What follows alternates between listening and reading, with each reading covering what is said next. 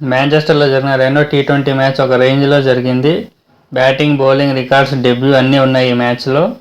కానీ చివరకు ఇంగ్లాండ్ 4 వికెట్ల తేడాతో గెలిచి సిరీస్లో 1-0 లీడ్ తీసుకుంది. అసలు టీమిండియా 190 కొట్టినా కూడా ఈ మ్యాచ్ ఎలా ఓడిపోయింది, ఎవరు ఎలా ఆడారో ఇప్పుడు డీటెయిల్గా చూద్దాం. టాస్ గెలిచి బ్యాటింగ్ తీసుకున్న మన టీమిండియా 20 ఓవర్స్లో 190 రన్స్ చేసింది. ఇక్కడ అందరూ మాట్లాడుకుంటున్న ఒక పెద్ద విషయం, 15 years old Vaibhav Suryavanshi international క్రికెట్లో డెబ్యూ చేశాడు. ఇండియా తరపున యంగెస్ట్ ప్లేయర్గా అతని రికార్డ్ సృష్టించాడు.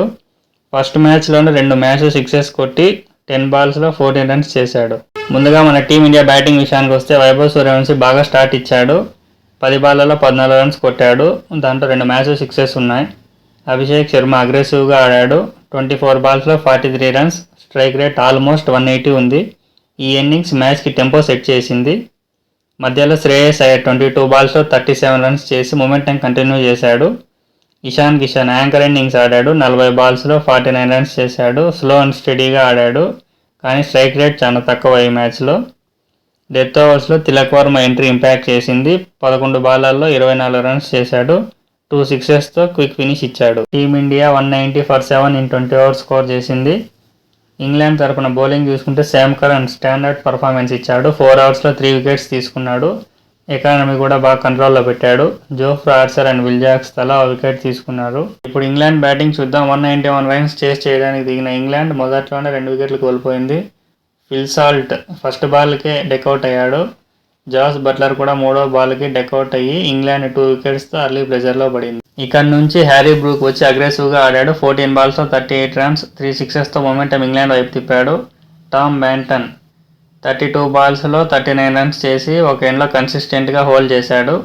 కానీ ఈ మ్యాచ్ని రియల్గా మార్చింది మాత్రం జాకబ్ బెథెల్క్నాక్. 46 balls 76 runs, 5 sixesతో మ్యాచ్ విన్నింగ్ ఇన్నింగ్స్ ఆడాడు. చివరి ఓవర్స్లో ప్రెజర్లో కూడా కామ్గా చేసి కంప్లీట్ చేశాడు. ఇండియా బౌలింగ్ విషయానికి వస్తే హర్షదీప్ సింగ్ బెస్ట్ బౌలింగ్ వేశాడు. 4 overs 3 wickets తీశాడు. అక్షర్ పటేల్, వరుణ్ చక్రవర్తి అండ్ హర్షిత్ రాణా తలా వికెట్ తీసుకున్నారు.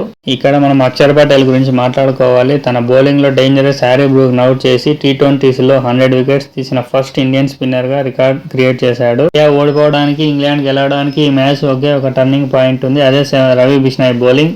అతను 4 ఓవర్లలో 60 runs ఇచ్చాడు.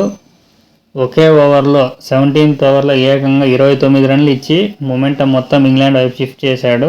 ఓవరాల్గా చూసుకుంటే బ్యాటింగ్లో మన వాళ్ళు మంచి స్కోర్ పెట్టినా బౌలింగ్లో క్రూషియల్ టైంలో వికెట్స్ తీయకపోవడం and Jacob Bethell brilliant innings వల్ల మ్యాచ్ పోయింది. నెక్స్ట్ మ్యాచ్ ట్యూస్డే ట్రెంట్ బ్రిడ్జ్లో జరుగుతుంది. అక్కడ మన వాళ్ళు ఎలా కంబ్యాక్ ఇస్తారో చూడాలి. మరి ఈ మ్యాచ్లో మీకు ఎవరి పర్ఫార్మెన్స్ నచ్చింది, వైభవ్ సూర్యవంశీ డెబ్యూ గురించి మీ ఒపీనియన్ ఏంటో కింద కామెంట్ చేయండి.